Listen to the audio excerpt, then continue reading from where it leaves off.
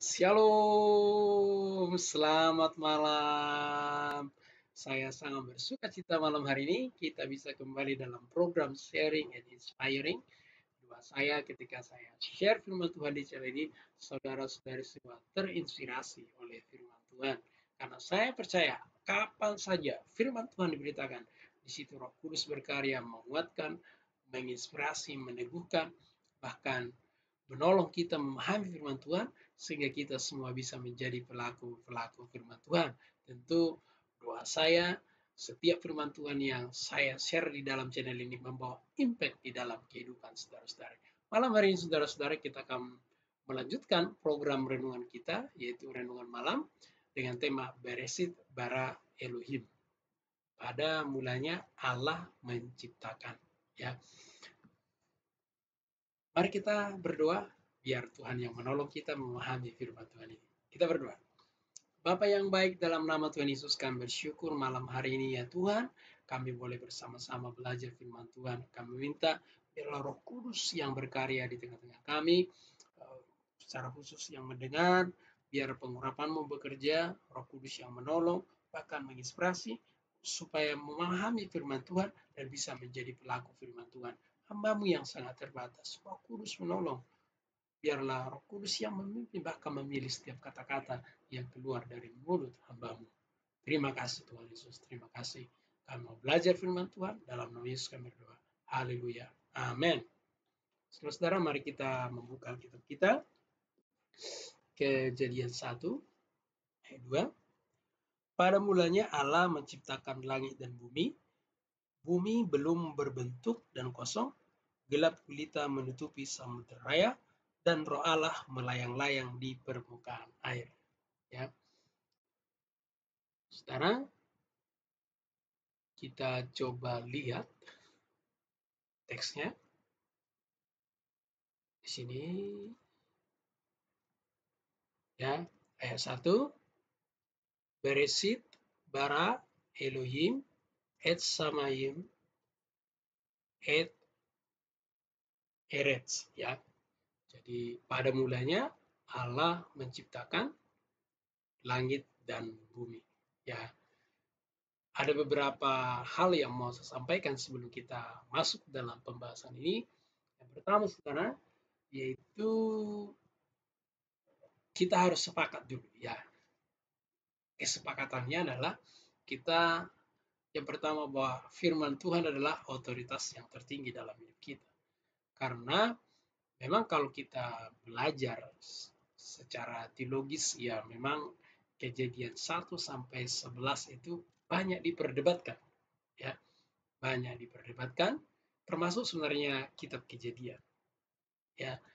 Banyak diperdebatkan di kalangan teologis, tapi kita harus sepakat, ya, bahwa firman Tuhan ya dan amin, bahwa Tuhan yang kita sembah itu adalah Tuhan yang luar biasa, sehingga untuk mengilhamkan firman Tuhan dari Kejadian 1 sampai 50, menurut saya itu sangat mudah bagi Tuhan. Dia maha kuasa, tidak ada yang terlalu sulit bagi dia. Nah, kita tahu bahwa yang menulis kitab Kejadian ini adalah Musa, dan Musa langsung menerima pengilhaman dari Tuhan. Sehingga Musa bisa mencatat begitu detail. Kita tahu ya, dalam penulisan setiap kitab yang ada dalam Alkitab ini, khususnya teks aslinya ya, itu Roh Kudus berkarya, Roh Kudus menolong dan memimpin setiap para penulisnya. Sehingga kalau kita bisa melihat Alkitab ini ditulis kurang lebih 1600 tahun, ditulis dengan 40 orang yang berbeda, tapi semuanya saling sinkron satu sama lain. Jadi kalau kita meragukan Kejadian 1 sampai 11, ya sama saja kita meragukan Tuhan yang kita sembah. Bukankah Tuhan yang kita sembah itu adalah Tuhan yang begitu maha kuasa. Dia sanggup mengilhamkan firman yang hanya berapa pasal, saya yakin sanggup. Jadi dengan demikian kita sepakat bahwa apa yang kita bahas malam hari ini ya bukan perdebatan teologis, tapi kita bahas firman Tuhan. Ya, di sini dikatakan pada mulanya Allah menciptakan. Jadi Allah yang memulai segala sesuatu. Kita tahu bahwa Allah itu kekal. Tuhan yang kita sembah itu dia kekal. Dia tidak berawal dan tidak berakhir. Dia sudah ada sebelum segala ciptaan ada. Nah, kemudian sebelum Allah menciptakan segala sesuatunya, Allah terlebih dahulu menciptakan langit dan bumi. Jadi sebelum ciptaan lainnya nanti diciptakan pada ayat-ayat berikutnya, nanti kita akan bahas ke esok hari, Allah menciptakan langit dan bumi terlebih dahulu. Kalau kita perhatikan tadi di sini dikatakan menggunakan kata bara, ya, maaf sebentar, ya. Kalau kita perhatikan di sini dia menggunakan kata bara, ya. Bara ini artinya menciptakan secara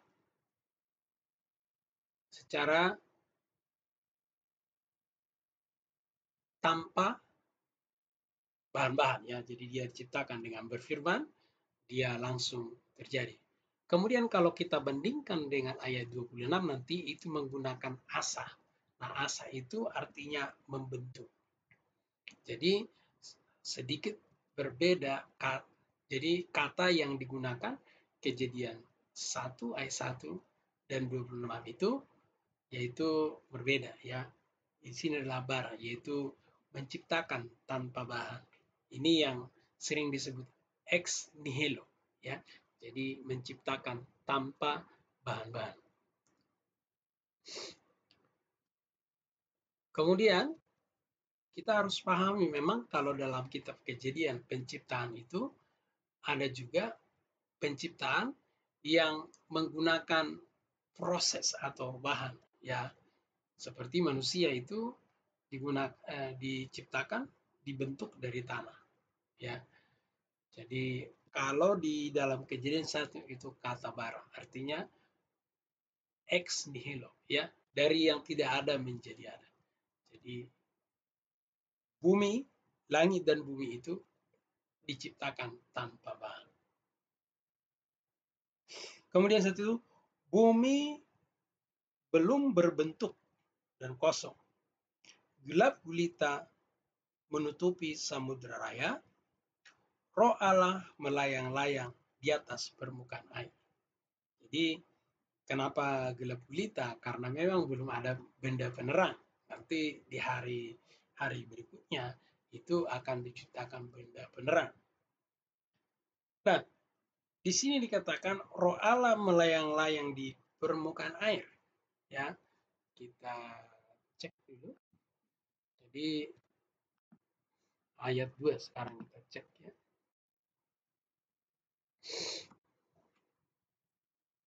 Sekarang kita cek ayat yang kedua.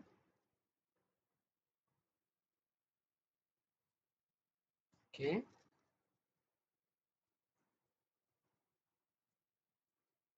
Yang mau saya cari kata di situ adalah melayang-layang, ya.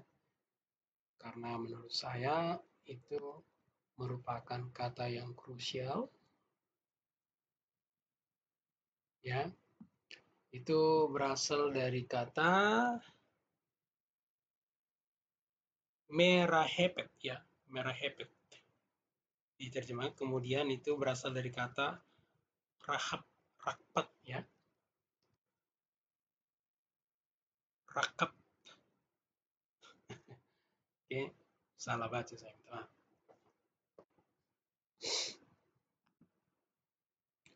Jadi kata ini di sini dikatakan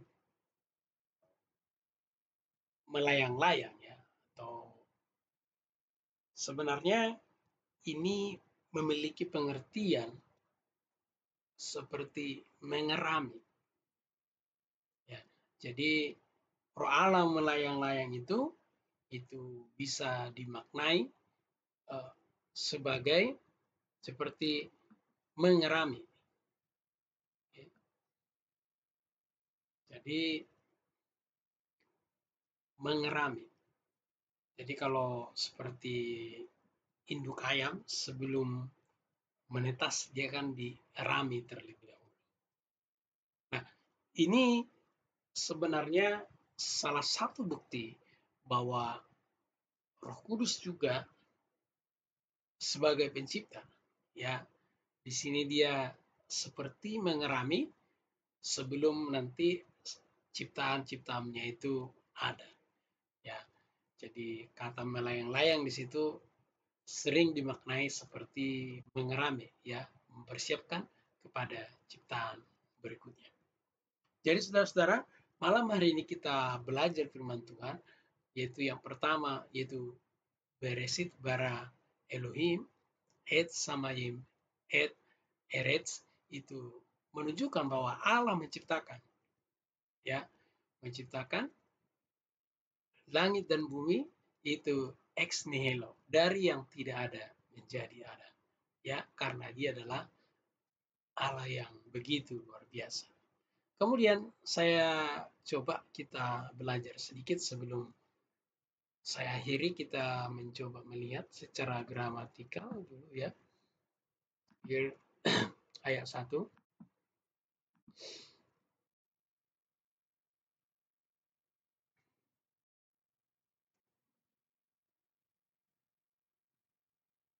Kalau kita perhatikan di sini saudara-saudara, kata kerjanya itu di sini singular ya. Jelas ya, kata kerjanya singular. Tapi kalau kita perhatikan, Elohimnya di sini adalah plural. Jadi sebenarnya kalau kita mau bicara ya Trinitas ya, itu sebenarnya bisa dimulai dari Kejadian 1 ayat 1 karena memang Elohimnya di sini bersifatnya plural, kemudian kerjanya itu adalah singular ya. Biasanya kalau dalam tata bahasa saudara-saudara, kalau subjeknya plural, maka biasanya kata kerjanya juga plural. Tapi kita bisa melihat di sini, saudara-saudara, ada sesuatu yang unik di sini ya.